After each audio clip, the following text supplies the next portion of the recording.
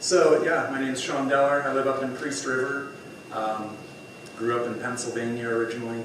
Came out west in 2003, and ended up in Priest River because my in-laws who are here today with my two boys, they live in Spokane. So we love the area up here. I guess to give you a little bit of background, how I got an interest in this was that I've always been into the outdoors and doing things like backpacking and mountain biking and being out in nature.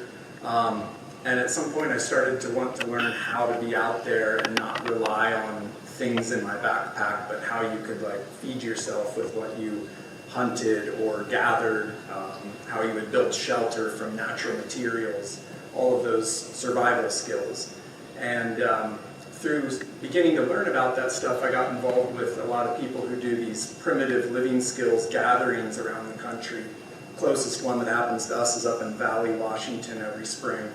And people will get together for a week and teach all sorts of traditional skills. They might be doing basketry, hide tanning, how to make stone tools, a lot of the kind of things that you see here that I do.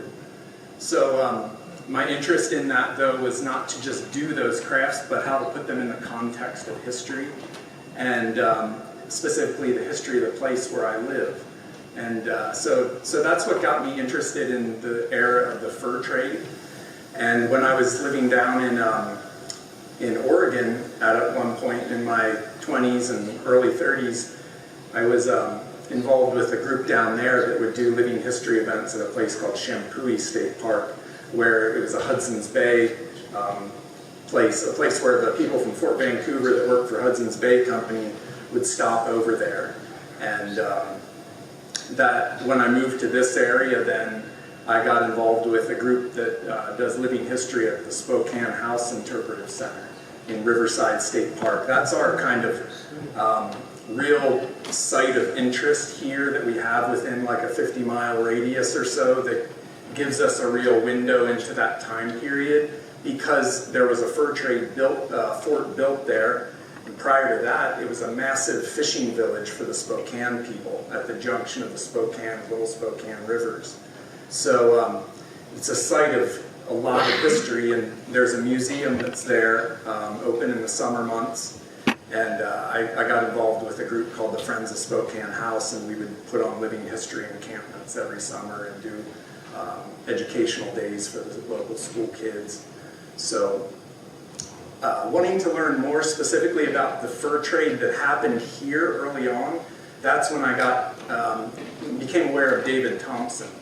And this man who traveled through this region, and I wanted to know more about him and why he was important, why I kept hearing his name as opposed to, say, Lewis and Clark. In the United States, we hear a lot about the Corps of Discovery and Lewis and Clark because they're kind of our national heroes for this epic journey that they did. The Canadians talk more about David Thompson because he did an epic journey too, many journeys. And so they regard him more than Lewis and Clark, and us vice versa. But the interesting thing was that David Thompson came down through this region pretty soon after Lewis and Clark had come west and spent a lot of time in this area. He's a guy who traveled in his lifetime, they say, over 50,000 miles in North America on horseback, foot, canoe, dog sled, and during that time, really nobody that was with him died. He was a survival skills expert, you could say, and a brilliant guy, too. So the thing I like about him, too, is his journals give us a window into that time period where we don't have a written history about the native cultures that were here that we can look back on. We can look through his journal and hear at least what his perspective as a European was of the cultures that he came into, and how he traded with them, and what his interactions were. So,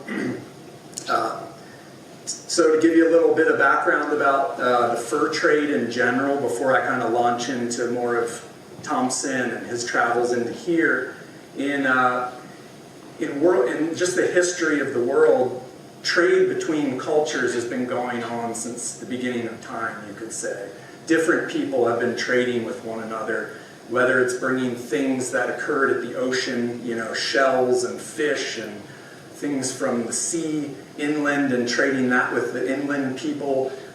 Cultures in every continent have been trading, and sometimes over vast distances, hundreds and thousands of miles. And the indigenous people of North America did the same thing. They were trading over huge expanses with one another since, you know, before written history. And so when fur traders initially started to come into the eastern half of North America, it wasn't an unknown thing to native people, this idea of trading for what I have and what you have. And what a lot of these Europeans wanted were furs. Furs were very valuable back then. They were seen as being something that could be made into a lot of things. We typically kind of think of furs as being something that was made into a fur coat or a fur hat or mittens that are the actual just fur on the skin sewn into an item. But the thing that really drove the fur trade was beaver fur, and that fur was actually made into a felt material, kind of like this hat here. This is probably a more working class man's hat that's a mixture of wool and maybe rabbit hair.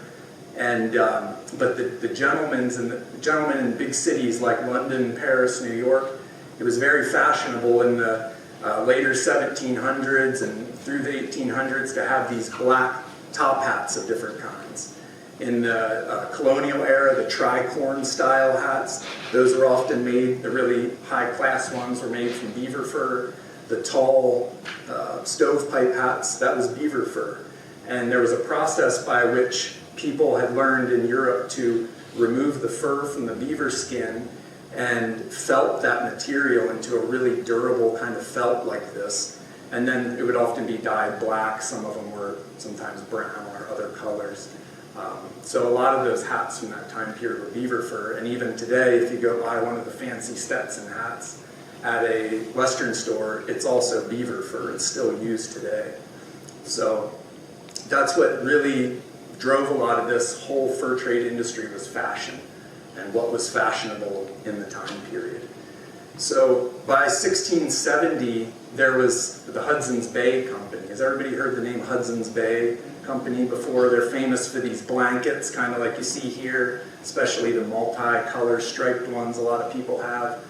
The Hudson's Bay Company started in 1670, and it was a group of explorers who had this idea to start a fur trading company, and they went and petitioned the King of England to do this, and he gave them this charter to say that you have rights to all the furs from all the rivers that drain into Hudson's Bay. That's almost half of, probably more than half of Canada, massive expanse of land.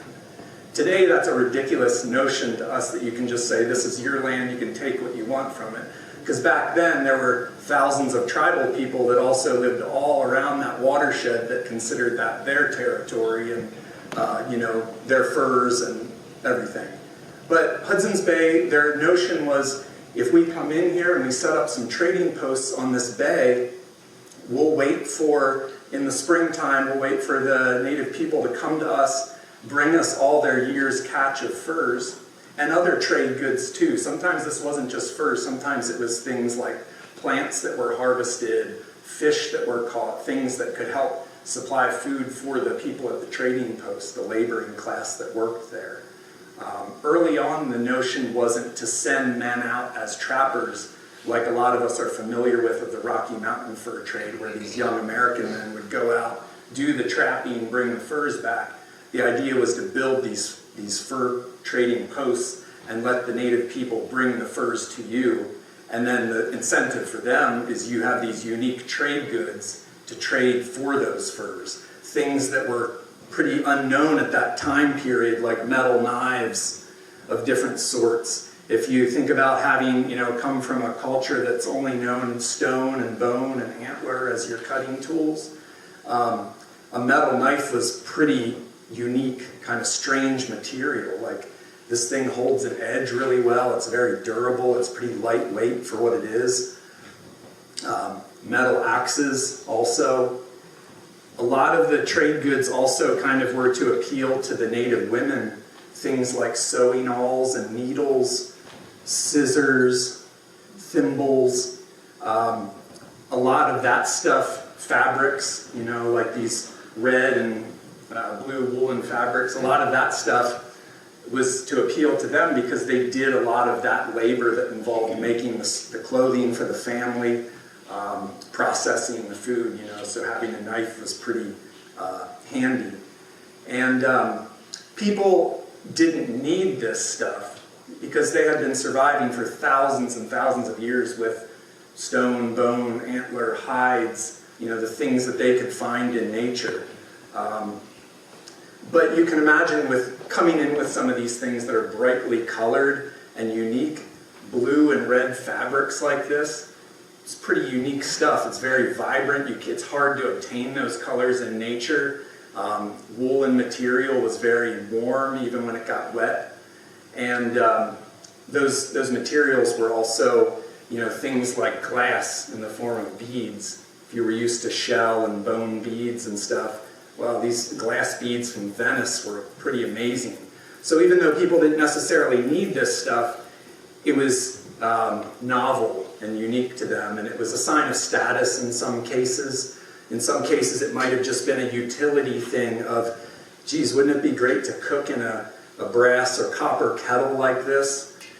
When I've been used to cooking to boil water, taking the paunch of a buffalo or a deer and suspending it over you know, sticks and filling it with water and then putting hot stones in it to bring it to a boil. You can imagine the amount of time that took as compared to this thing that you could put right on the coals in the flame and heat it up pretty quickly, and it would last you ages if you took care of it. Even when the stuff wore out, these things were cut up and improvised into arrowheads and jewelry, like, you know, this brass doodad I have on my earring here. All kinds of things were repurposed like that. Because these materials, bringing this in was, like I said, things that were hard to find in nature. A glass mirror like this. Some of these things didn't cost much at all to produce back in England and France, but you could bring them here and you could trade a knife for maybe an entire beaver skin.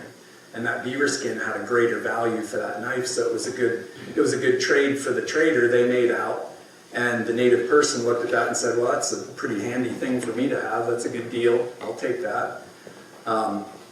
There were some situations too where some of the native people, they didn't easily, there's this notion that's kind of been perpetuated that these traders came in and forced this stuff upon the native people and stole the furs.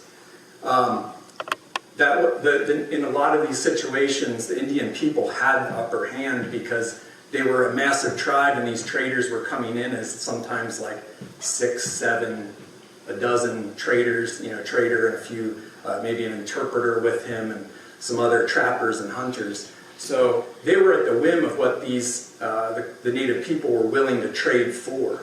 They didn't just come in and say, hey, I got these things, give me your furs. And in some situations, like the Coeur d'Alene didn't easily trade for whatever that person wanted. They might have brought in, you know, some of their beaver furs and river otter and mink to trade, and the trapper said, or the trader, I should say, said, hey, I'll give you this kettle. How about you give me 3 of your beaver skins for this? And they said, no, how about I give you 1 beaver skin and you give me that kettle? And that's the French, so those early French trappers started calling them the Coeur d'Alene, which in French means heart of the all. A pointed heart is what David Thompson called them in his journal.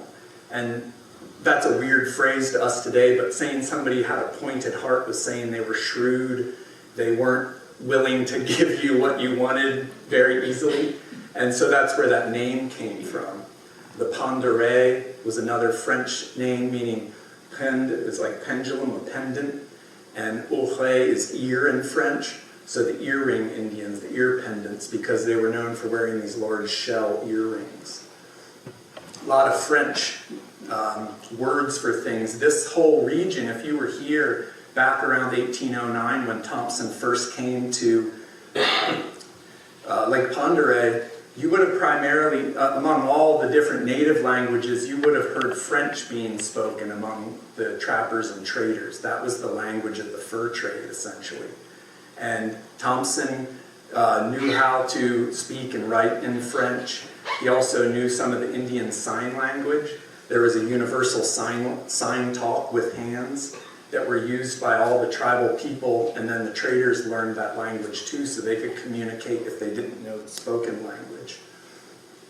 So by 1779, this Hudson's Bay Company's been happening for 100 years. They've been doing their thing, trapping out of obtaining furs from trappers coming into their fur posts on Hudson's Bay, taking all those furs back across the Atlantic to England to make into clothing and hats and such.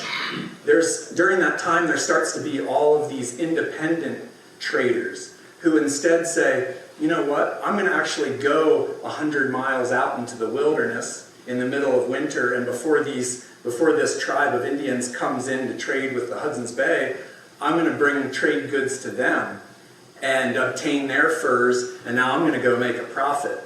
The Hudson's Bay Company didn't like this because it's undercutting their sales, but it's the way business happens, right? Just like today we have this new notion, well, at least in my lifetime, of bringing all the goods to your doorstep that you order online, right? That wasn't a thing when a lot of you were growing up, I'm sure.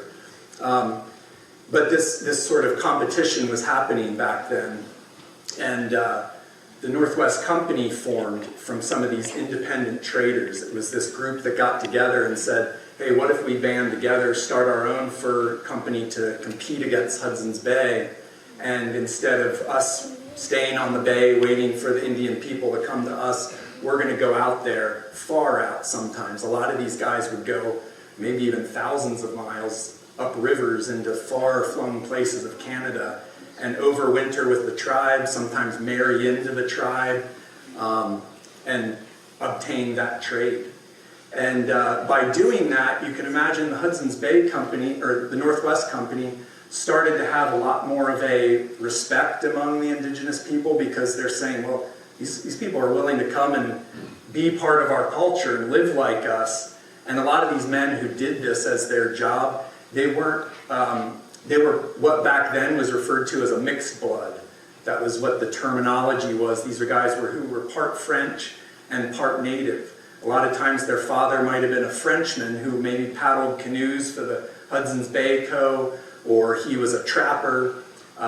Maybe he built birch bark canoes for the fur company and married a native woman. And now their children, the children of the fur trade that were part of this, they were of this mixed culture where they could speak French. They might have also spoken Cree and Ojibwe and other languages. And the young men of those tribes who were of this mixed heritage learned to be part of that economy of the fur trade, but they were also well adept at all of these survival skills of the time. They had learned all these traditional skills. The women also, learning from the time they were young girls how to tan all the hides, to make the clothing, build the lodges for your home, trap and snare and gather all the plant foods. So 1770, there's this guy, this young boy who was born in Wales named David Thompson. And his father dies when he's, I believe it was 7 years old. His father passes away, and the wife had, I think he had another sibling or two, and she wasn't able to take care of all these kids on her own. So this young man, David Thompson, she decided to bring him to London and put him in this orphanage called the Greycoat School. And there were some of these schools around England back then where if you were an orphan child, you would be put into one of these schools, and you would learn, you'd learn math and science and everything that you needed in that life. And he was a very adept student at math, and the teachers recognized this pretty early on, that this kid was pretty brilliant. And something that was kind of unique about this Greycoat School is the Hudson's Bay Company would come there every year, and they would select some of the best and brightest of the students to be apprentices to come to Hudson's Bay and work as a clerk in the fur post. So there were two boys that year who got selected by the Hudson's Bay Co. to come and be clerks, and one of them ran away, and the other one was David Thompson. And that he would have been 14 years old. He got on a ship from England, sailed the whole way to Hudson's Bay. Can you imagine going from a big city like London at that time period and coming into Hudson's Bay, where in the wintertime it's maybe getting down in the negative 50s. It's the fur posts inside, they said even with the stove going, were freezing cold inside. There's polar bears and huge caribou herds and all these different native cultures coming into trade, speaking these different languages. It would be like going to the moon. It would have been an incredibly big change from where this kid grew up in this orphanage in London.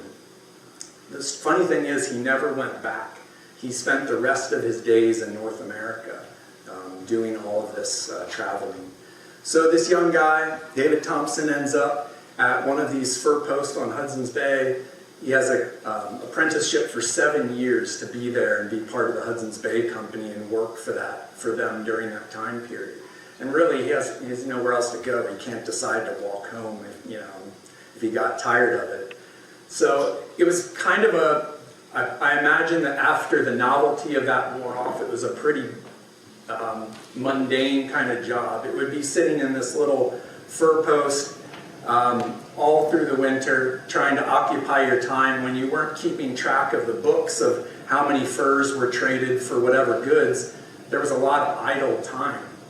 And he happened to be, during this time, he was out in the winter. I believe he was doing something like bringing firewood home or doing some kind of daily chore, and he had a fall down an embankment and broke his femur. And he ended up bedridden for many, many months because of this leg break. And during that time, he was really depressed. But there happened to be this man who came through that was a really skilled practical astronomer, which would be somebody who at that time studied the alignment of the stars and the planets and the angle of those things in relation to the horizon of the Earth, and did all of this advanced mathematics to then be able to pinpoint where you are on planet Earth based on all of those kind of connections. And Thompson, being very mathematical, took to this and said, "Teach me, I want to learn about this." And this man taught him all of this knowledge about practical astronomy. And he began practicing this kind of skill. He ended up for another period of years with the Hudson's Bay Company and working with them. He traveled out into the plains and spent winter with the Blackfeet at one point to secure trade with them. He got to spend a winter with a tribal elder in his lodge as basically getting to be mentored by this man who was in his 90s named Sakamape, who was a Blackfoot elder. This guy was a man who had seen the first coming of the horses to his people. He was that old that he was there when the horse first came to the Blackfeet. He was there when the guns first came from the trader. So he was somebody who saw culture change in a massive way.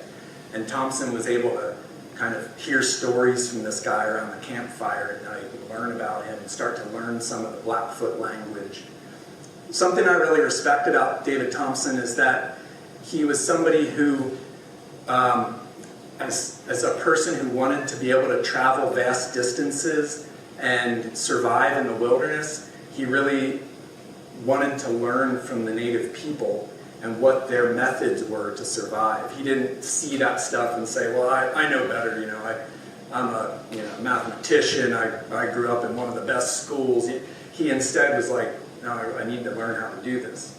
So he was somebody who knew how to make things like birch bark canoes, to make a pair of snowshoes with a crooked knife, the style of draw knife that the native people used, to net the snowshoes with rawhide, hunt and fish and do all of these things. He kind of wanted to learn all of that stuff. The thing that started to happen, though, is that the Hudson's Bay Company just wanted him to be a clerk. And he had these aspirations to become more than that, to be a map maker and a cartographer and really make these incredible maps that he knew he was capable of. And the Hudson's Bay Company, kept having him be at these different fur posts as a clerk, or having him do these different trading outings. And he got kind of tired of it and said, you know what, I'm going to leave. I'm going off to find somebody who will value the skills that I have. And he got fed up and left one winter and walked 80 miles south to the Northwest Company fur post, the competition of the Hudson's Bay Company. So you can imagine that they did not like him very much after that. He was a traitor to them. He totally abandoned, went down there, told these Northwest Company, these gentlemen at the Northwest Company, hey, I have all of these skills, I've traveled all these distances, I know how to make maps and do all of this, figuring out latitude and longitude of where your fur posts are at, or where these native villages are at, and map it out. He said, yeah, we'll sign you on. We'll pay you well for it too. And they made him a partner in the company, which was a pretty big deal. He wasn't just a clerk like he had been with the Hudson's Bay Company. So, take a sip of water here.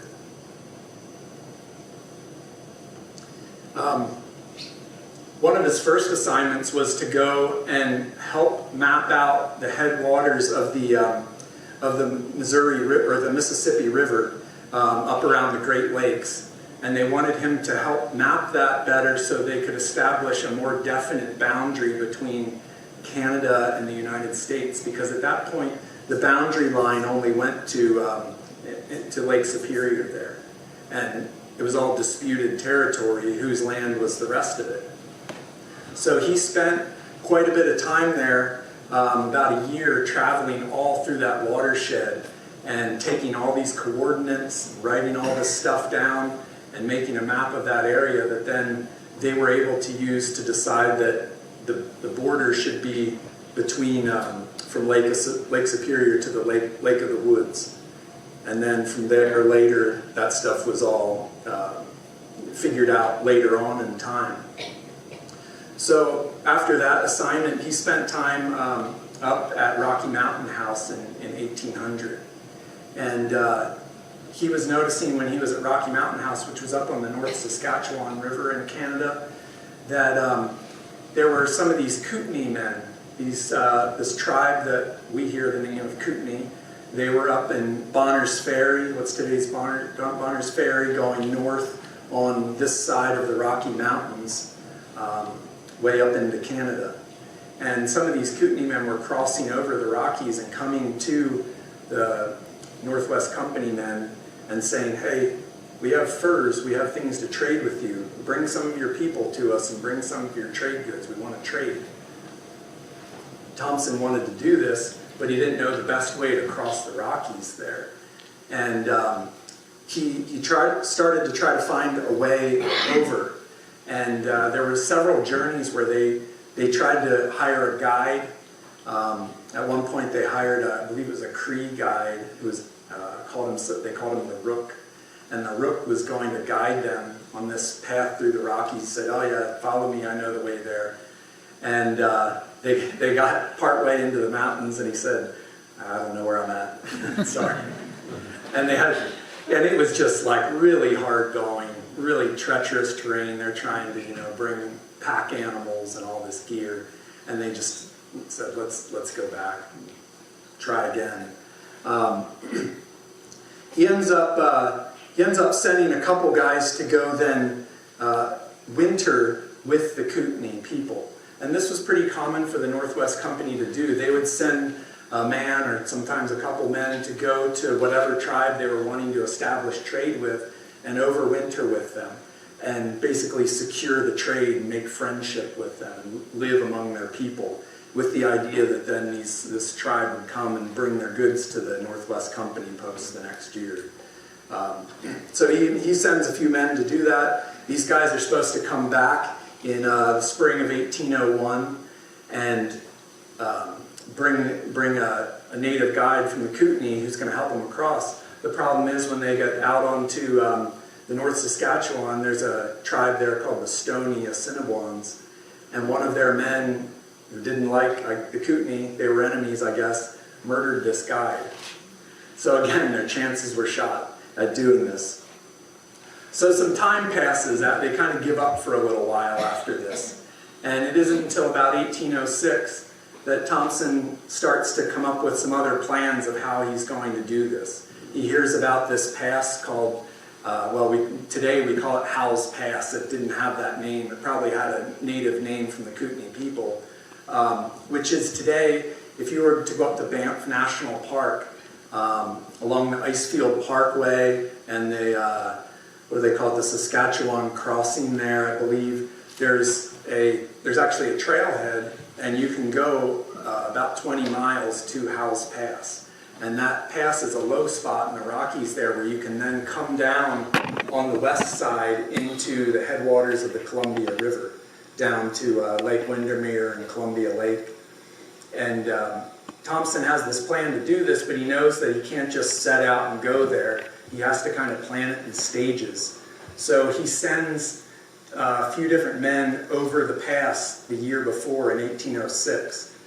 One of them is named Jocko Finley, and another guy named Nicholas Montour. There might have been another man with them too. And they go over this pass with, their plan is to clear all the brush, clear the windfall and trees, and make it so pack animals can get through this trail. Because these guys are bringing bales, kind of like you see here, these bales full of trade goods on either side of the horse's pack saddle through this route. And they have to have it wide enough that they can get through there. So these guys go through, they spend this year clearing this trail. They get down to the headwaters of the Columbia, and then they're supposed to build a couple canoes. So they have some canoes that they can load the trade goods into from there. And they do this, they come back over. Plans are then made in the spring of 1807. Really early on, they start caching goods up the North Saskatchewan, making these caches of goods so that they can kind of get to these checkpoints, load the goods on horses or canoes, continue further up the river, and then at the headwaters of the Saskatchewan River is where this Howell's Pass goes over. So spring of 1807, the reason they're planning to do it so early, and it was May of 1807, they wanted to make their way up the upriver on the North Saskatchewan, mind you. This is a pretty substantial river. And they thought if we do this early enough in the spring, the snow melt won't be so great that the waters are super high and rapid, but freezing cold. It would be like going out today and like wading up to your waist in the Pend d'Oreille.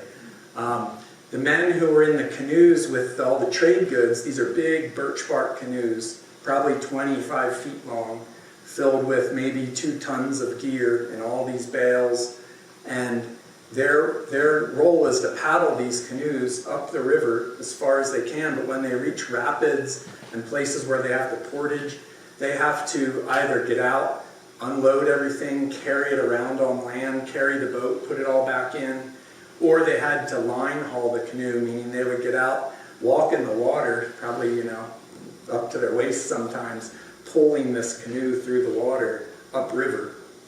And so they're doing this while David Thompson and his wife and children are with them on horseback, and several other clerks, like a guy named Finnan MacDonald. They're all traveling with Thompson on horseback, kind of paralleling the river as these canoes are making their way up the river.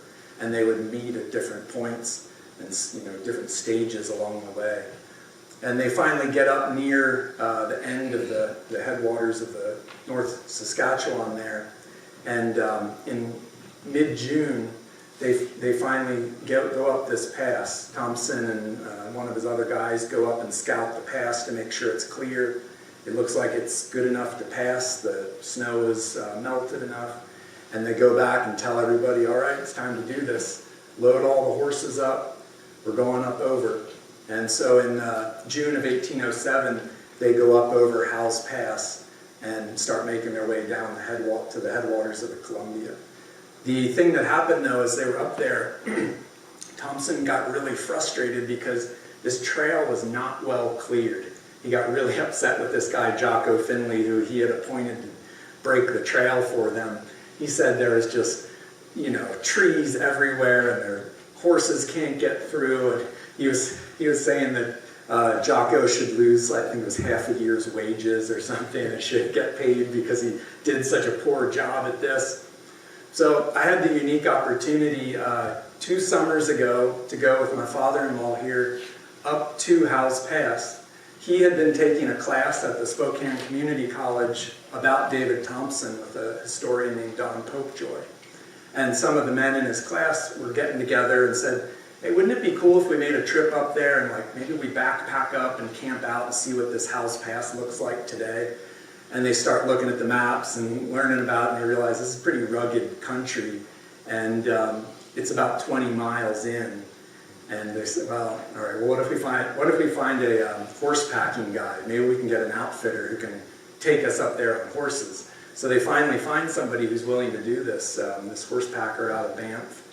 And he asked me to come along and be basically the historical consultant. My role was, these guys are all going to be wearing all their modern clothes and stuff on horseback, but I was going to dress the part, see what it was like to ride on my horse dressed in moccasins and leather leggings and all of this gear, which I did. And so we meet this horse packer up there in the first week of September, I guess it was. And he says, first thing he said to us is, all right, and it was like a rainy day, kind of not as cold as today, but pretty wet and rainy. And he says, I just want you guys to know it might be 10 hours in the saddle today. And we're all like, jeez. And I'm looking at these guys, and they're like, most of them are in their 70s, and I'm thinking, man, are we ready for this? All right, well, they're all like, let's do it. And I was like, if you guys can do it, I can do it. Let's give it a try. So we go, and he has all these horses for us. What do we have, 18 horses or something? Yeah, this whole pack string of horses. We each got a horse to ride on. There were a few pack animals to load all the gear on.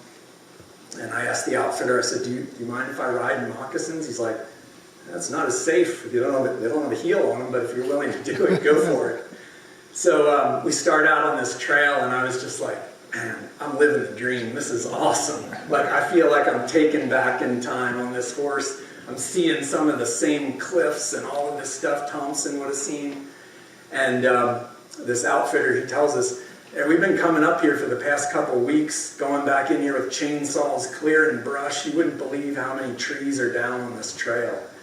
And he said, at a certain point, we can't even use the trail because it became so entangled with windfall. He said, we're just going to go out on the floodplain and ride the floodplain the rest of the way up to where we're going to base camp. So we do this, and it was the trail reminded me of what Thompson must have experienced. You're coming along and there's branches going like this and hitting you, scraping you from everywhere. It felt like, man, this is probably what he was mad at Jocko Finley about, all this debris and brush everywhere. We ride up through the floodplains of the North Saskatchewan River in early September, and it's all these little rivulets across this big, massive floodplain of just gravel and sand. And we cross these things, and sometimes they were just, part way up the horse's leg. Some of these other ones we'd start getting into, and the water's coming up, and the horse is going down. Next thing I know, the water's up to here on me in the saddle, and the horse is starting to get swept down river a little bit.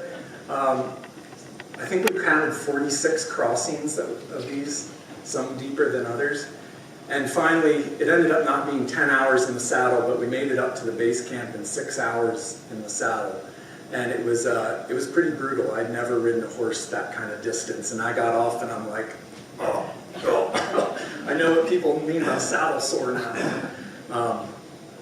So we go to this base camp, and the next day we're about 2 miles from Howes Pass, so we decided we'll just camp here for the night. Tomorrow morning, after we recuperate, we'll make our way up and see this pass. And in our minds, we're kind of thinking we'll get up to this pass and it's going to be open up on this rocky mountaintop, and you're looking down on the headwaters of the Columbia, and the sun's coming through the clouds. When you read about Thompson passing Howell's Pass, they kind of make it sound like this, like he came out and there was the Columbia. And you get up there, we get up to this thing, and it's a space maybe the size of this room, a little clearing in the woods, with all this thick, thick spruce around us, just, 50, 60-foot spruce trees. You can't see more than a few feet beyond the trees. It was not the big open clearing. But the Parks Canada has all these different kind of signage up there saying, 1807, David Thompson crossed this pass. The Kootenai people told him about this as a pass to come across. And we didn't end up going down the rest of the way to the headwaters of the Columbia, but we got to experience what that would have been like, at least getting up to that pass. And pretty unique experience.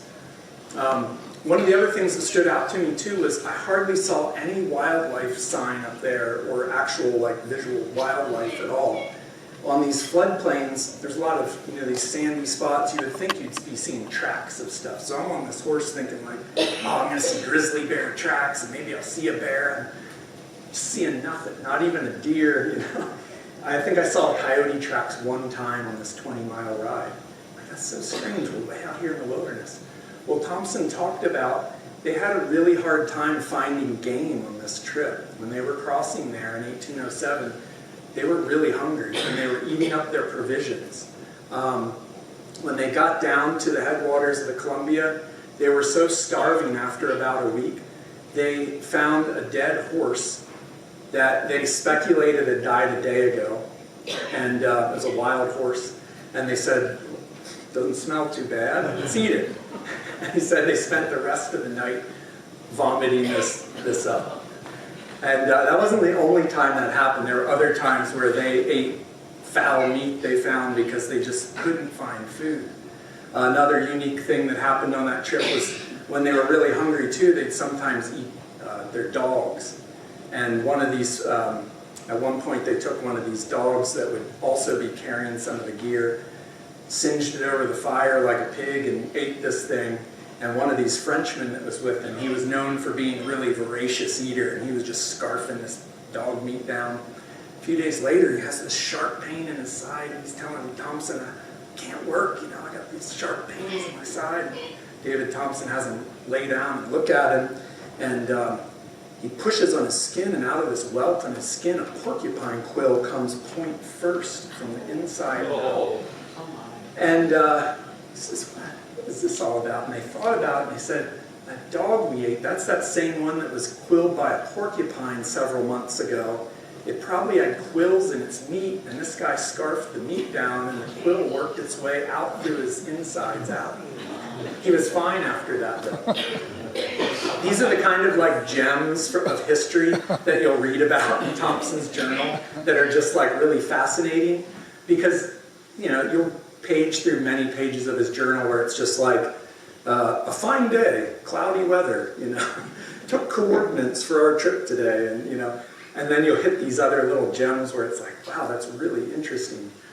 What life was like for them and how hard it was sometimes, how much they suffered but weren't turning back. They kept going and kept going. It just amazes me. I feel like today, most people in my generation would say, heck with this, I'm going back to my cushy house, You didn't have the choice to a lot of times back then, though. And I like those kind of inspiring stories from Thompson's journal.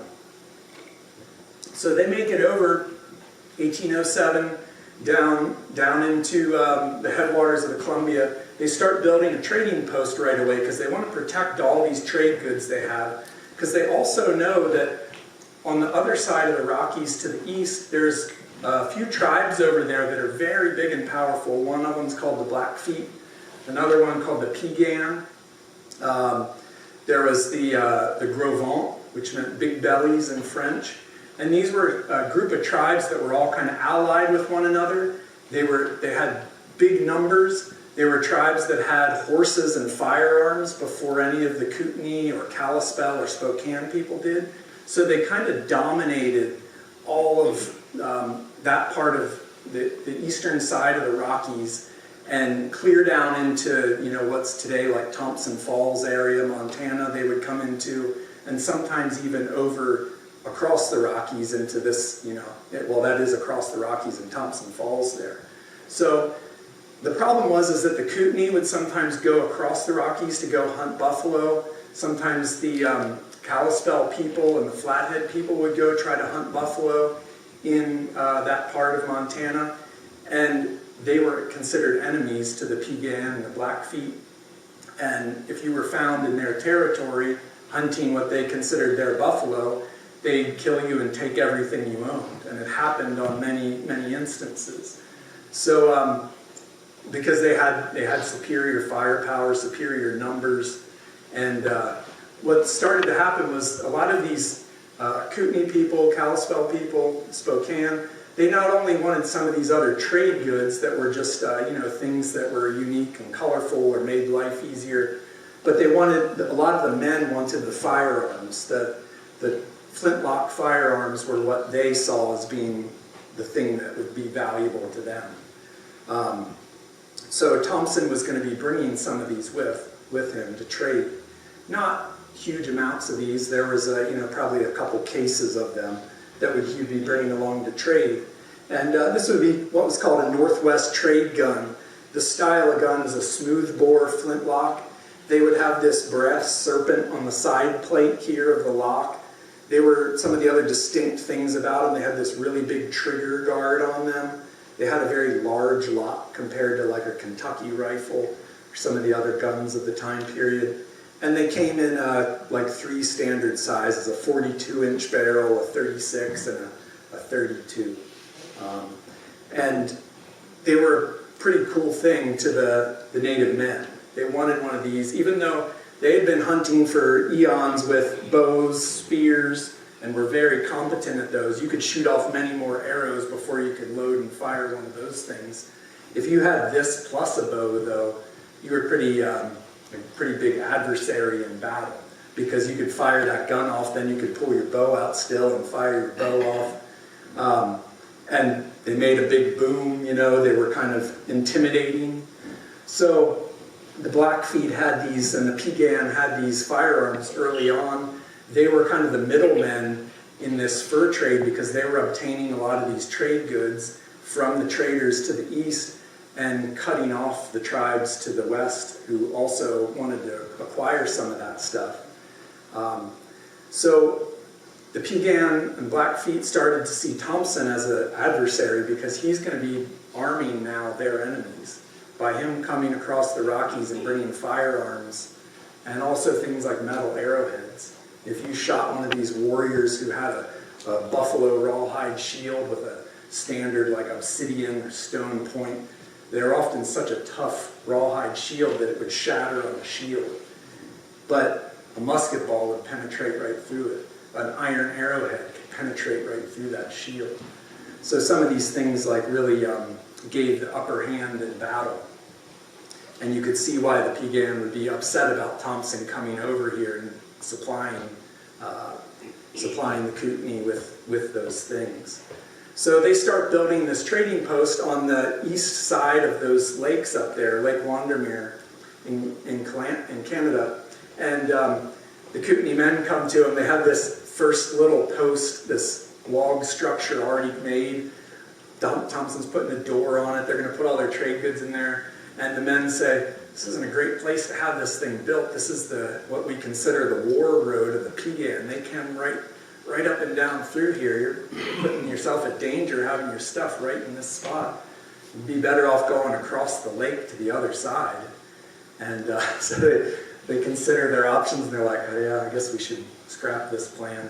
And they go across the lake to the other side and find this hillside that kind of overlooked the lake and kind of looks out on that whole valley, and that's where they built what they called Kootenai House. Probably would have been like 3 log structures.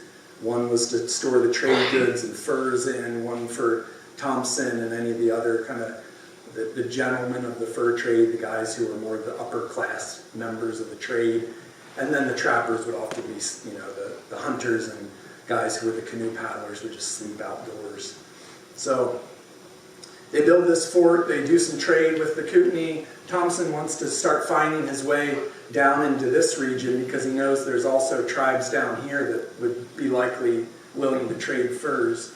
And he wants to map more of this area. He knows about this river called the Columbia, and he wants to find this water route, this famed Columbia, and see if it can get to the Pacific, you know, from where he's at. But he doesn't know that he's on the headwaters of the Columbia right here at this point, because the Columbia flows north, then bends 180 and goes south before it comes down into the U.S.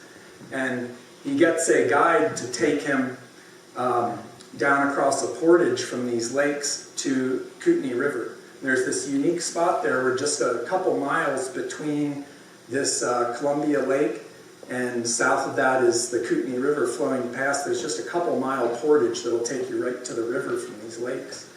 And they do that, and they get on this river and they paddle some of that distance. But it's late in the fall, and he's realizing, I better get back before things really freeze up. And he ends up coming back. But this guy who took him on and was a guide for him was a Kootenai man that he had the unfortunate name of being called Ugly Head, was the translation of his name. A lot of times this name would have been said in whatever the native language was, translated to French, and then Thompson would translate the French to English in his journal. And this guy, they called him Ugly Head because his hair was really curly. And that was unique among their people to have this really curly hair. I don't know if that was really what his people might have called him something a little different. And through the translation, it came out as Ugly Head. There were other guys that had these weird names like Big Kidney or the Old Dog, and like when you read through some of the characters, the names they gave to him are really kind of comical. So yeah, they spend this first year. The other unique thing is Thompson has his wife and 3 children with him on this whole trip. They're on horseback doing this trip over Howell's Pass. The kids are coming along for the ride. I think they're somewhere between ages like 1 through, I think it's something like 7 or 8 years old. And they have to then go back over in the springtime, back over the Rockies, down this pass, and head back and bring all the furs back, resupply with new trade goods, and bring them back again. This is a very, very long journey. And that next spring, they head back over, and Thompson's wife and children go with them, and they don't cross the Rockies again. They stay back on the east side for the rest of that time, while Thompson keeps doing a few more years of this back and forth trip over the Rockies. By 1809, he makes his way further down into this region, making his way down to Bonner's Ferry with native guides like this guy Ugly Head who's helping him out, to show him the way, and then basically follows what's today Highway 95 down from Bonner's Ferry to Sandpoint out onto the Pack River Delta at Lake Ponderay. And when they get there, they meet up with some Flathead and Kalispel people who bring canoes for them, and they're able to take all the goods off of horses and put them into these canoes, and they begin paddling eastward toward the Clark Fork River Delta on the lake, trying to find a place to make a trading house to trade among the Kalispel. And they come to a place out on the Clark Fork River Delta that was called Indian Meadows. Today it's underwater because of the Albany Dam. The rise of the water has made that low area underwater, but it used to be a spot where a lot of the tribal people would meet and fish and trade. It was a rendezvous point for them. So he saw this, well, there's already native people here. These are the people that I'm wanting to trade with. Let's build the fur post somewhere really close to here. So they make this trading post called Kalispel House. And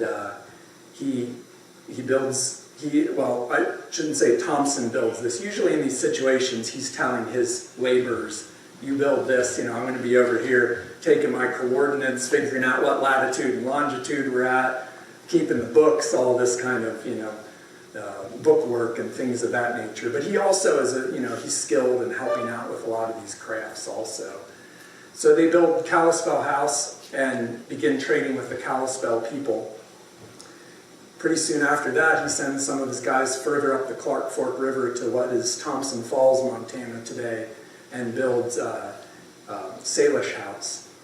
And because the people we call the Flathead today, they were called the Salish. They were part of the Salish language group. That's the kind of all the people in this region speak a form of Salish. It's all like a related language group. And these people got the name the Flathead. They think the reason was because of the native sign. I was talking about the sign talk that was used. There were all these signs for like who your tribe was. And they say that the Flathead sign was something like both hands or a single hand put on the forehead like this because of the men's hairstyle was to kind of make this little coif in the front that would sort of flare up like that. And this got interpreted as being the tête plate by the French, the flathead. And that's how that name stuck. And like I mentioned, the Ponderay, the Coeur d'Alene, these are all the French names given by these early French traders. So they make Salish House over there, build that fort. Pretty soon after that, Finan McDonald, one of Thompson's clerks, and he's a clerk, but he's also a trapper and hunter with the group. He goes out with a party of Flathead men and some Ponderays, and they go to hunt buffalo over in Montana. And they're hunting over there, and they have a battle with the Piegan. And they end up getting into a pretty bloody battle, and because they have some of these firearms now, and Finan McDonald's with them, who probably has a rifle as opposed to a smoothbore, which is much more accurate, they end up killing quite a few more of the Piegan than they could kill of them, you know, so it was a little bit, the tide had turned in the battle on that one, and they came back from this battle to Salish House and said, we probably shouldn't stick around here very long. There's going to be a retaliation against us staying here. And they leave, and they head the whole way back over to Spokane House. So by 1810, in spring of 1810, there was a fort built called Spokane House at the junction of the Spokane and Little Spokane rivers.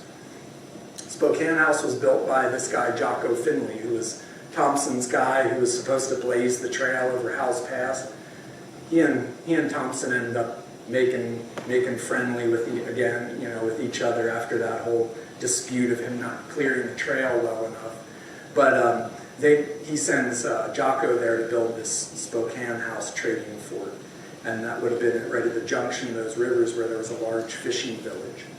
So those were the three big trading posts in our area here. And some of the characters that you might hear the names of, like Finan McDonald, Jocko Finley, you see names around, roads and things, rivers and things called Jocko or Finley, Thompson, McDonald. These are all names that are fur trade era names that were here from very early on. And on the tribal reservations around here, a lot of those names still persist because these men were married into the tribes. They became part of the tribes, and their names still carry on throughout the native population. Jocko Finley, for example, has a huge following of relatives, people that are very distant relatives of his that like to claim Jocko Finley as an ancestor of theirs because he was known for being a pretty skillful guy at survival skills and hunting and trapping. He lived out his days at Spokane House. This Spokane House functioned up until 1826, and when they realized the Spokane River wasn't navigable enough to be bringing trade goods in and out to the Columbia, so they gave it up, moved everything north to Fort Colville up at Kettle Falls, and that was a much better location to be right on the river, bring the furs in from the Pacific up to Kettle Falls there to Fort Colville. But Jocko Finley lived out the rest of his days till 1828 at Spokane House, and there was rumor that he was buried under the east bastion of the fort, one of these watchtowers on the east side of the fort. And indeed, when they did the archaeological digs there in the 50s and 60s, they found his remains under the east bastion, along with some clay pipes like this that he had. One of them had a JF carved into it. He had a pair of spectacles. He had a knife, one of these knives like this. And yeah, so Jocko's buried there today with all those things of his. Let's see. Don't want to take up too much time with the history side of things, but also want to show and tell some stuff here too. So I kind of have the tables divided up roughly into like some of the native crafts and goods, and then the European trade goods, with the exception of my firearm being over here because it wouldn't fit on this table. So I'll just show some of this stuff as examples of some of the things that the native people would have worn, made, used, and were valued by the traders as things to trade for those kinds of goods. Tanned skins, buffalo provided everything you needed. So this hide that you see everything sitting on here on the table, this is a buffalo robe, meaning basically a big buffalo blanket. And you would sleep under that, you'd wear it around you to keep you warm like a coat. It's brain tanned, meaning it's tanned using the brains of the buffalo to soften the leather, and then it's smoked. They would also use the summer hides of the buffalo when there wasn't fur on it to tan and make a buckskin, more buckskin type of leather like this, without the hair for teepee lodges, clothing. This is actually a deer skin here that's brain tanned. This is one I did a few weeks ago, and it still hasn't been smoked. Once this gets smoked, it'll take on a more kind of tannish brown color like that. So all of these things were what people wore, kept their goods in. These are called parfleches. They were rawhide envelopes that carried your goods. They were like panniers that you would carry on your horse for keeping your clothing and food in. They were made from a matching pair, were usually made to carry those things in. It was made of the buffalo hide. So some of the really early ones were the epidermis layer under the hair was carved into to make designs. Some of them were done with the flesh side facing out and then painted on with mineral pigments to make more of these painted designs on them. But they were like your suitcases to travel with. The furs in the time period, beaver wasn't the only thing that was being traded. Muskrat skins were valued, and these would have been like dimes to the dollar. So 10 of these were equal to 1 beaver pelt. So when we talk about the beaver skin, the thing that's important to know about the fur trade era was that it was the currency of the time period. It was like it was the coin that everything was based on, basically. So as a native person, I could have brought in a pair of moccasins, for example. And these were made by the native women primarily. They did all of the sewing craft. They made those parfleches. All of that stuff was in the work of, it was the women's kind of art form and things they excelled at. But they had things they could trade. They didn't necessarily have to go trap a beaver. A woman could bring in moccasins or a deer skin she tanned and trade some of these things for some of these trade goods. And they would have a certain valuation in beaver. Like one deer skin, I'd have to look at some of the different ledgers, but one deer skin might be equal to 1 beaver pelt. So the clerk at the fort would be able to look through this ledger book, and if he wasn't sure of the valuation of something, somebody brought in a deer skin and maybe some muskrat, he could look through there and say that, okay, well, it looks like your deer skin's worth 1 beaver, 10 of your muskrat are equal to 1 beaver, so you get 2 beaver in credit you can spend now at the fur post. So at times there was ways of recording that. Sometimes a person would just purchase that right there, whatever they needed. But there was also ways of having something you could take home if you didn't buy something right then that you could hold on to and come back and say, this is how much credit I have. Some posts had these kind of little square sticks with markings on them. Eventually, the Northwest Company had these beaver tokens. This is a replica of one here, and it would it says token 1820 Northwest Company on the back of it, and it has the Northwest Company emblem of a beaver there. So one of these would be 1 beaver credit, and you could use that at the post to buy something. But there wasn't really money floating around out here so much. Like, there weren't dollar bills, there weren't all these coins that when you brought your goods in, you got, you know, actual physical money for. You got a certain value in beaver that you could spend at the fur post, and that's the way it worked. So Thompson, he continued making this trip across the Rockies. And in 1810 it was, the winter of 1810, they were going to cross over Howell's Pass, but they heard that there was a Piegan, these Piegan warriors who were enemies of the Kootenai, were blockading the pass. And he had heard about this and knew that they weren't going to be able to make it over there because these guys were saying, we're going to kill you if you try to make it over there again and arm our enemies. So he decided that he had heard about this other pass way out of the way to the north called the Athabasca Pass. The middle of winter, they'd go up and they'd cross like 50 miles out of the way north because they know that's out of the territory of the Piegan. These warriors don't generally make their way up into that area. They cross over in the middle of winter, and you know, with dog teams pulling toboggans with all the gear on it. As they're crossing the mountain, Thompson, he talks about this in his narrative that he wrote when he was living back in Montreal in his elder years, and was recalling a lot of his stories. He says that he saw the tracks of an animal that were massive that he couldn't explain in the snow as they were crossing this pass. And the native guide that was with him also said, I don't want to follow these tracks to find out what they are because they belong to a monster that's known to live in these mountains. And Thompson, you would think that being somebody who was very scientific and well, you know, learned and, you know, literate and everything, that he would have said, oh, yeah, this is just a grizzly bear, you know.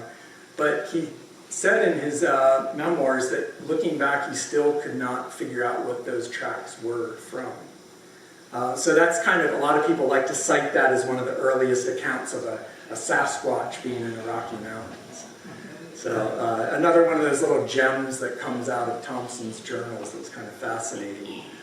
But that's how they then after 1810 started crossing over, was at this Athabasca Pass. And they continue to do this whole routine of, they would take these furs every spring, and some of the men, usually Thompson along with them, would cross the Rockies, go back down the North Saskatchewan and follow that highway of rivers the whole way down to Rainy Lake House, which is another one of these fur posts that was pretty close to Lake Superior. A several thousand-mile journey. I think it's probably over 2,000 miles this trip would take. So it would be all summer long, basically, going down there, getting everything back before fall. All the furs would be swapped out. New trade goods would be brought in these bales, loaded up, paddled back up before freeze up in the fall, and do the whole thing over again, bring all the trade goods back into the area. You can tell, though, that's not in a very, very efficient way, so they were really hoping maybe there's this better way of bringing things to the mouth of the Columbia by ship, and then bringing things up the Columbia into this region. And by about 1813, 1814, that's what started to happen, is that the trade goods would go down around South America. They would usually stop over in the Hawaiian Islands to resupply, make it up then to the mouth of the Columbia, and all the trade goods would go from there to from what was called Fort George once the Northwest Company took hold of it. This was originally Fort Astoria. So this is the thing about this whole story, is the details can just overwhelm you with how much there was going on, because in 1811 there was this other party of an American enterprise by John Jacob Astor. He wanted to make a fur post at the mouth of the Columbia and start this whole fur business out west here. So he sent a party overland to basically follow Lewis and Clark's route and go to the Columbia, and he sent a party around South America by ship on the Tonquin was this ship. And the ship, of course, got there first in 1811, and they started building this Fort Astoria. And Thompson had heard that there was this this happening, and he wanted to go down there and see it. And he also wanted to, try to show that like Great Britain's already here. We're trying to establish trade here. Well, they built some canoes that they could float down the Columbia and get down there and check it out. And the way they did that, Thompson had been familiar with this method of building these trade canoes out of birch bark. And this birch bark was best on the eastern side of the Rockies. The bark was really nice and thick. They could make canoes. Some of these fur trade canoes were 35 feet long. They would nearly like fill this room here, and 6 feet across in the middle. So you'd have 15 to 18 men in these things, several tons of cargo, and these are what they would paddle on the big lakes like Lake Superior, and more inland going up into the North Saskatchewan, like I was talking about. They used a smaller version called a North Canoe that was usually 24, 25 feet long. But this birch bark made this possible. These cedar framework with this birch bark, the seams being all sealed with a type of pitch glue made from spruce pitch. All of it was lashed together with the roots of spruce trees. Thompson wanted to make those when he came over here, but he found that the birch here doesn't have as thick of a skin to it. It's not an adequate bark for making those canoes from. And he just, struggled for the first few months trying to figure out what kind of boat they were going to build. The native people from around this region, the boat that they built was these sturgeon nose canoes. If you've ever seen those where the bow and stern sort of sweep down to the water line rather than curving up. Those were made from the bark of the western white pine. And they would often get a lot of that bark from trees up at Priest Lake. That was known to be the good spot to get the white pine for these sturgeon nose canoes. But those canoes couldn't be made to this kind of cargo size. They were more like the size of your modern day kind of 18-foot canoe. So Thompson experimented for a while and came up with this idea to use a mixture of kind of native and indigenous technology, or European and indigenous technology, using this lashing technique of spruce roots and sealing with pitch glue, but instead of using a bark skin, he splits out all of these boards from cedar trees. And there was a spot, they made some of these up at Kettle Falls and on the Columbia. They also, kind of where they would cross Athabasca Pass and come down to the Columbia, there was a spot they called Boat Encampment where they were also building some of these.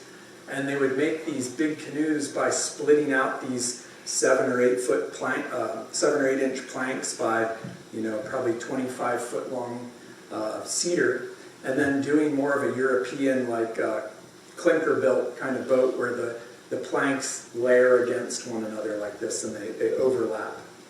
And but lashing this stuff together because they didn't have nails and everything to do this with. And he builds a replica, a prototype of one of these to try out, and it's a really lightweight boat. It's functional, it works, and they start building more of them, and that's what they went down, the whole way down to Columbia and back on. And they went down, visited with the historians who were there, had like pretty cordial conversation with one another, and visited, and there was still, it was kind of unknown to both parties at the time whose territory it was it American, was it British? But some of these historians also wanted to come up into this region, and so they also built a competing fur post at Spokane House there. So there was a short window of time where both the Northwest Company had a trading post and the historians, or what was called the Pacific Fur Company, had competing posts just within like rifle shot of one another. But with the War of 1812, the Brits said, hey, you got to give up that post or we're going to take it over. And the Americans sold out Fort Astoria to the British, and the Northwest Company moved in and took over what they called Fort Spokane. And they moved in there, and the Northwest Company started calling it Spokane House. So there's this little confusing bit of history where there were actually two competing fur posts side by side right there. Some of the other trade goods that were common, Clothing was made by tailors at the forts. Some of it was also stuff that was manufactured in England and brought over. There were some curious other styles of hats and caps besides just like brim hats were really common for like the laboring class, the canoemen, the blacksmith, the trappers. These were called jockey caps worn by a horse jockey back in England, but Thompson had on a couple of his lists of trade goods, he had like half a dozen jockey caps. And sometimes they were listed over at Fort William in Canada as being boys' or kids' jockey caps. So they think that maybe they brought some of these for children to wear. Kind of a weird little bit of history. At a certain point, these Scots bonnets started to become a popular kind of hat. Father Nicholas Point, who was a missionary down, who spent time all around the inland northwest here, he was a Jesuit missionary.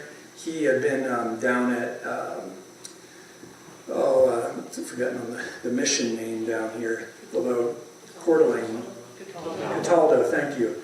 Blanking on names. He was kind of an untrained artist, and he did all of these sketches and paintings, and he had all these drawings of Flathead and Coeur d'Alene and Kalispell braves, and there were a lot of these drawings where he shows the men wearing these hats in the 1850s or so. So they think a lot of these were coming over from England and being traded at Fort Vancouver and over at Fort Hall, more southern Idaho. These Canadian toques, these sort of woolen knit hats were very common way back. These were being worn in the 1600s in North America and way up in Canada. Usually made them in red and blue and gray were the common colors. The voyageurs, the guys who were the French canoemen, were the ones who were often known for wearing these. Sashes were really popular. Native women made sashes early on using finger weaving. There's this method of not even using it's not an intricate loom, it's basically a stick and doing this kind of finger weaving. And early on they would have been weaving things like plant fibers, dog hair, mountain goat wool. But when wool from England was being introduced and different dyes, these red sashes became pretty popular.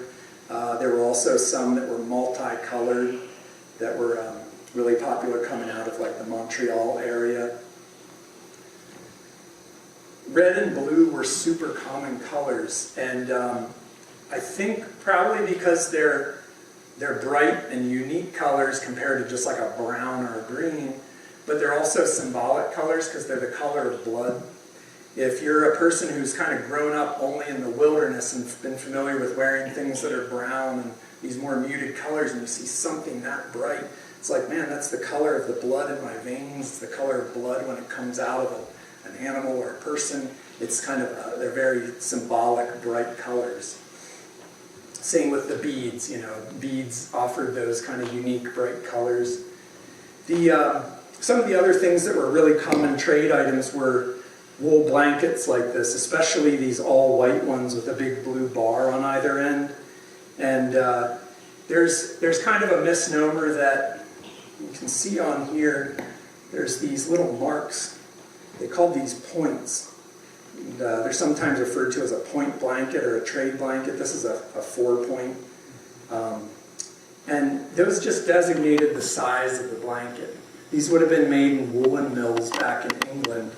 And there's this notion, though, that shows how many beaver the blanket was worth. That's sort of been popularized by different authors in the early 1900s, and that wasn't true. It was just the size designation for the blanket.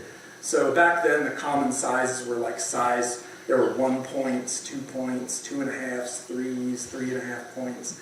Today, there's these like 6 and 8 points, these mega big ones you can buy, but they didn't have those really large ones back then. So yeah, blankets like this would have often been just used as your blanket to sleep under, but they were also repurposed to make coats for winter time. The French called this a capote, and a capote was a woolen coat. So these would have been sometimes made by a native woman just cutting up a blanket and sewing it into a coat. Sometimes though at these forts, Spokane House had a tailor. Fort William back in Ontario had a tailor. A lot of these larger forts had a tailor. They had a blacksmith.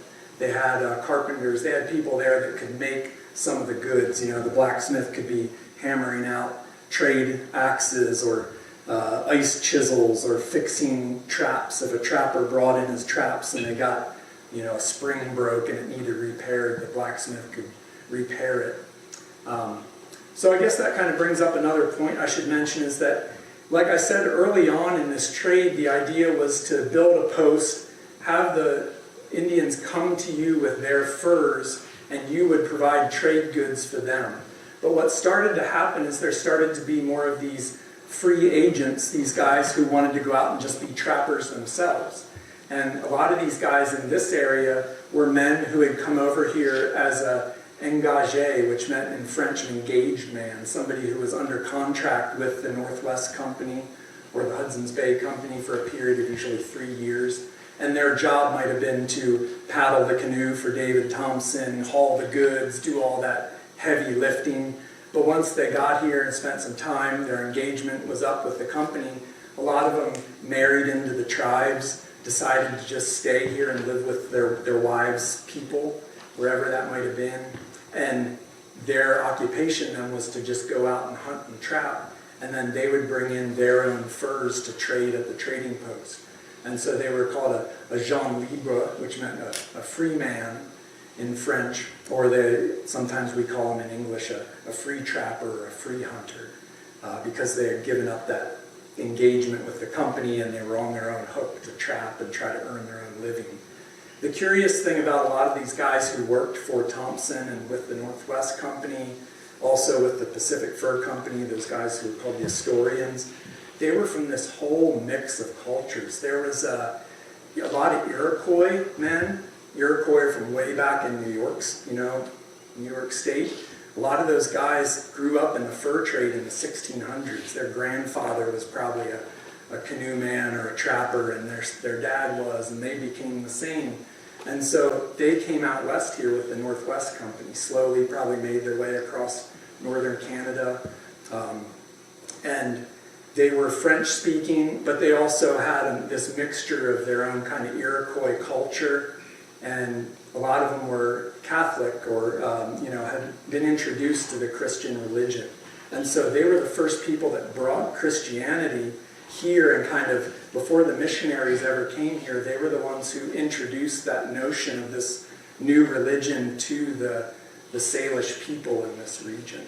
And because a lot of them, they were seen as being native people like them, they were kind of these, they weren't part of the upper class in the fur trade. Usually the guys who were the company men who had the higher paying jobs and were the lead men in the fur trade were guys who were Scottish and English, sometimes guys who were French, but a lot of the guys who were full-blood native or part French and part native, they often were considered to be lower class in this caste system that existed, and they couldn't really rise above the level of clerk in the fur trade.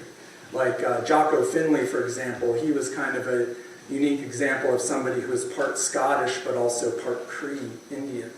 And he ended up becoming a clerk and got a bit of a higher position. So did another man named Nicholas Montour. But usually they couldn't get beyond that and become what was called a partner in the company, a guy who had a share in the Northwest Company, or somebody who was a chief factor at a fort. So they saw themselves as being more part of the indigenous population and married into those groups. And there were also curious instances of the Astorians, when they were coming around to supply, to build this Fort Astoria, and they stopped in Hawaii, or what they called the Sandwich Islands back then. They picked up some laborers there, some of these Hawaiian men, who came to work for the Pacific Fur Company. And so you had Hawaiians, they called them Kanakas back then. And outside of Fort Vancouver, when Fort Vancouver was built in the early 1820s, there was what was called Kanaka Village. It was like where the Hawaiians lived outside of the fort grounds.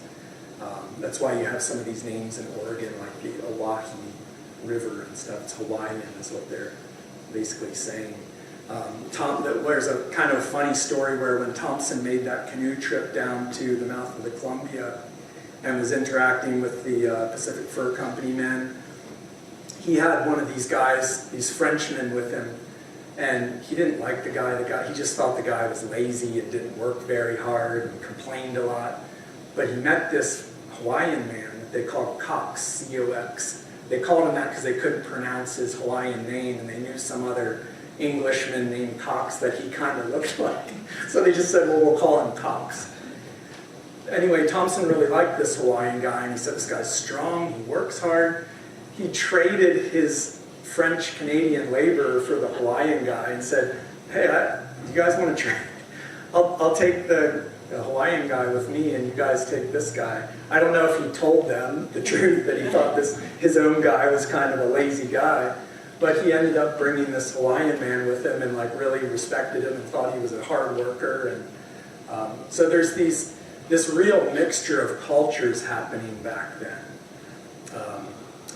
But it was, the other thing that should be mentioned is that the women in the fur trade played a massive role. We hear all the stories in the books about the trappers and the trailblazers and all the stuff that the men did, but their wives who were often traveling with them, especially in this part of the fur trade. There was, we hear less of this in the Rocky Mountains with the American trappers, but in this region, a lot of these men were coming in with their wives and children in tow, helping out, but they don't really write much like Thompson doesn't write much about it. Occasionally he'll say something like, the women were out gathering spruce root today, or today I had the women netting snowshoes for us.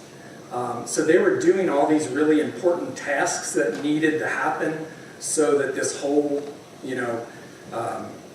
expedition or this industry could keep going on, but they're often not noted for that.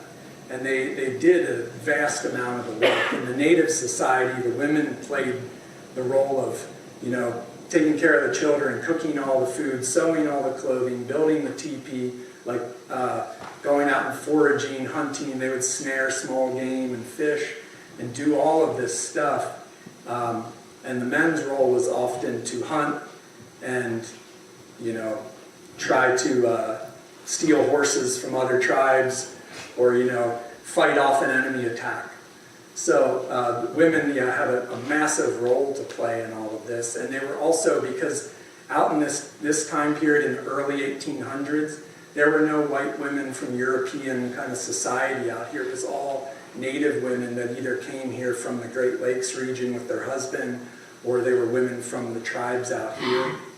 So they had an opportunity to kind of raise up in society to some degree, because they were able to be like ambassadors for their culture, where they could help negotiate a trade between because they maybe had a husband who was part of that group of traders, or they acted as interpreters because they might have known a few different languages. If they had a husband who was French speaking and they started to speak French, they could interpret. And so it gave them some different kinds of roles to play. So before I keep going on too much, maybe we should open it up to some questions here, and that'll spark some other things that I want to talk about. Yeah, Shaun, could you just comment on Thompson's attitude toward alcohol, the institution of marriage, and also kind of how he almost got lost to history in his later years? Yeah. Which I think is very an interesting part of his life. Yeah, and that's a very good point to bring up. So like the reason I bring a lot of this stuff to like help jog my memory too as I'm talking, to be like, oh yeah, talk about that. This is supposed to represent like the alcohol that was brought. Alcohol was another thing that was often traded to the native people. A lot of times it was rum or whiskey, and it had a very detrimental effect because they were not people that were familiar with alcohol. They didn't, for thousands upon thousands of years, never made alcohol.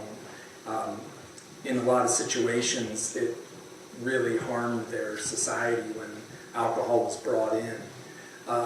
It was in the Great Lakes region and east of there, going back to the East Coast. There's a lot of instances of traders intentionally using alcohol to take advantage of some of the tribes and knowingly using it to get them drunk, get more furs and goods, and take advantage of them. Thompson had a unique perspective. At least, there's some authors who have said, well, he engaged in these same practices in his early days of the trade too. He was trading alcohol also.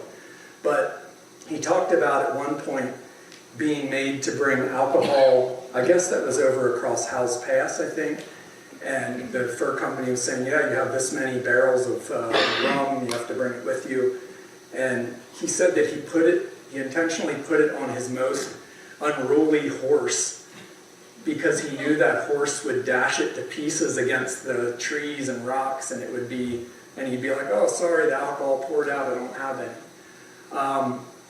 So I have heard some authors be like, well, I don't know how true that was. He claimed that in his memoirs that he wrote, that he did that. There was a unique instance too, though, where when there was that time period where Spokane House and Fort Spokane were side by side with one another, they made a pact, the company chief clerks there made a pact to not trade alcohol, both of them, with the Spokane people. So that was pretty unique for the fur trade. It didn't often happen in a lot of situations, but yeah, Thompson, he had, at least he talks about being ethical like that. As far as marriage, Thompson married a woman who was part native and part, I believe she was part Scot. Her name was Charlotte Small, and her father was Patrick Small, who was a fur trader up at Isle La Crosse, like the Isle of the Cross in Canada. And when they married, she was 14 years old. That was really common back then. A lot of times they would marry a very young woman. But she was of this mixed heritage. I believe she was part Cree then, part Cree and Scot. And Charlotte Small was somebody that he stayed with for the rest of his life. She moved back to Montreal with him when he got out of the fur trade. And they lived out their days together until he died, I believe, 1857 or so. And that wasn't very common back then. There were a lot of these instances where these head men at these forts, they would come and they would marry a native woman, have children with her, and then their time would be up there in the West, and they would leave her and the children and go back to Montreal and find a European wife. That happened a lot. Thompson was pretty unique in that, he even wrote about this in his journal, that like, how could he leave his wife? Like, he's had all these children with her, he's spent all this time, been through all these hardships together, and they lived out their days. I think the reason that happened a lot is back then it was seen as being pretty, you were looked down upon in that white society when you went back to Montreal if you had an Indian woman with you. And so a lot of these guys were kind of afraid to do that. So, it was pretty honorable of Thompson to bring his wife and his children with him. Any other questions? I think I read that after that long, productive life, he was penniless and sold off. Yeah.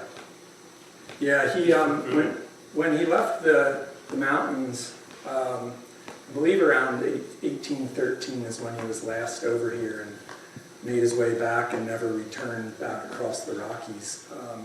He had done all the map making he could, had collected all this data in these books, this complex coordinates and stuff, and his goal was to go back, put all this together over time into this big set of maps of North America.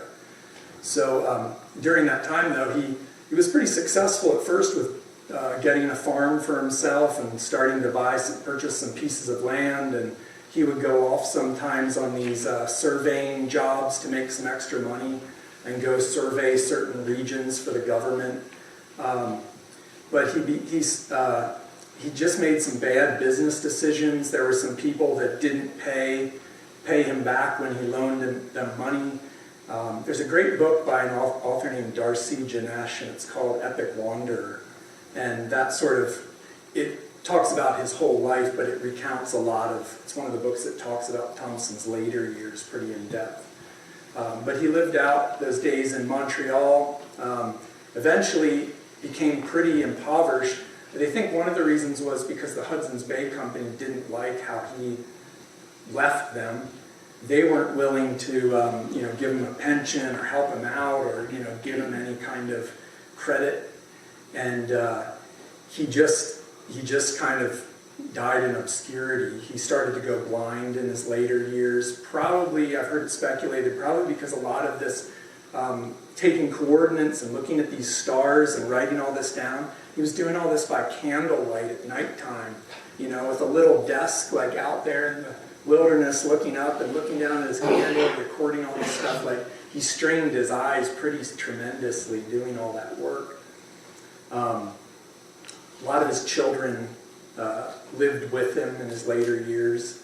But yeah, when he died, he was in obscurity, and it wasn't until later on that people kind of started to bring him back as somebody of importance and talk about how amazing this journey was that he did. Another great local author I recommend is Jack Nisbet, who's in Washington. He's written a few awesome books about Thompson. He has one called Mapmaker's Eye. It's more of like a larger format book with a lot of old drawings and maps in it and everything. He has one called Sources of the River that's a little more of a story, kind of where he'll take you back to Thompson's time and then sort of bring you forward in time to that same place on the river and what it looks like today. And great books to check out if you want to learn more about David Thompson. Anybody else? Any items you're up here that you're curious about that you're kind of like, what is that thing? Or the way I'm dressed. The way I'm dressed is to kind of illustrate a man who would have been one of these laboring class people with Thompson, somebody who might have paddled a canoe or been one of these hunters, dressing part native, part European, with corduroy trousers were common. Leather leggings and leather moccasins were really common for men to wear because shoes and boots wore out. When you got shoes from the settlements, they only lasted so long, and once they wore out, it was hard to get a new pair. So a lot of times you just wore moccasins when you were out in the West. I want to know if you played the juice harp. Oh, not well, but I have one here just as a... It was another obscure kind of trade good item that was on the lists. These things date way back hundreds of years. I guess just because they were kind of a fun little trinket and lightweight and easy to pack. A few of the other things like beaver castoreum, the scent glands of a beaver were saved by a trapper, and that was what they would use to draw a beaver into their trap, because beavers are very territorial and they mark their scent by making mud pies on the banks of the wetlands or rivers where they live, and then they deposit this scent from their backside on there. It has kind of a nice smell. It sort of reminds me of like cottonwood bud resin in the springtime when you smell that sticky red resin that comes off the cottonwood buds. And probably because they eat a lot of cottonwood and willow bark. And it's actually been used for centuries in Chinese medicine because it has a certain amount of salicylic acid in it, which is like aspirin, just like willow bark does. Other unique thing about this stuff was that at some point in history, people found that you could remove the beaver smell from it, and it was supposed to be a really good oil for holding fragrance. So they used to, and probably still do today, use it as a base for perfumes. Ladies' perfumes sometimes have refined beaver castoreum in it. But using that in combination with the iron trap became a very efficient way to trap beaver. Prior to that being done, the way that a lot of the Indian people acquired a beaver was you either go out and you hide out by a wetland and wait for a beaver to come by and shoot it with your bow, or they would sometimes go out on the ice when it was frozen up and they could go to the beaver's dam, use their ice pick to dig through the ice and put nets down blocking the entrances of the beaver's lodge, and then start tearing the lodge open until they got in there, and they would club the beavers and take them out. So what you can imagine, that would be a brutal amount of work to do and not always functional. So a trap was like way faster and easier, but they were expensive to acquire. I know we have a certain copy of ledgers from Spokane House that were kept in, I think it's the years 1824 to 25, and they have a valuation of some of the trade goods in the back of it. And they said in 1824-25 it was 6 dried beaver skins, like you see here, to purchase one trap like that. And if a trapper's lucky, they might be getting somewhere on the order of about 60 skins, and that would be a productive trapping season back then. So 6 of those skins was a pretty decent amount of your catch. Shaun, could you comment on how they transport these skins? Yeah, so They're a long distance. it was really common to make all the incoming trade goods plus the outgoing furs up into 90-pound bales, because that was considered to be a good weight that you could put on either side of a pack saddle, because 180 pounds was roughly the weight of a man. And that weight was also what a man was supposed to carry on his back when they portaged the canoes around rapids. You had to put a tump line on, which was kind of like a big leather band with ropes going down that would attach to 2 of those bales on your back. And you would heft those across the portage, however long that distance was. Some of these portages, like Grand Portage over in Lake Superior, were 8 miles long. So you'd be carrying 180 pounds over that distance, putting it down, going back, getting another load, putting it down. Eventually the whole canoe comes over. It was an arduous task. And there were stories of some of these voyageurs dying from hernia, from lifting all this weight. There's some boastful stories of some guys saying they could carry 4 bales. I don't know if that's true or not. Yeah. Do you think you could say that he kind of, in terms of what he experienced, that he kind of made Lewis and Clark look like Boy Scouts? I wouldn't quite say that, because I think Lewis and Clark were pretty epic in their own way of what they accomplished, and the fact that the only guy who died with them was appendicitis, I believe. They accomplished something equally pretty amazing, and the fact that they were able to do that trip without mostly not having any big warfare with any tribal people, with the exception of when they had the fight with some of these Piegan men up at Marias River and killed 2 of them. And they think that kind of set off some of the animosity early on between the Blackfeet Piegan and the trappers, and might have been sort of what started the bad relations. Thompson claimed that he thinks he was able to cross Howell's Pass that one year uninterrupted, because that happened in 1806, I believe, when Lewis and Clark had that fight and killed 2 Piegan men, and it was 1807 when Thompson crossed. And he speculated that he might have been uninterrupted by the Piegan in that trip, because all their braves had gone down to seek out, try to seek revenge on these travelers, Lewis and Clark. So I think both of them did some pretty amazing things in their journeys. It was just that Thompson was he was going through some different regions, and he was doing more of this repeated back and forth journeying of crossing the mountains, where it wasn't just one big expedition and come back.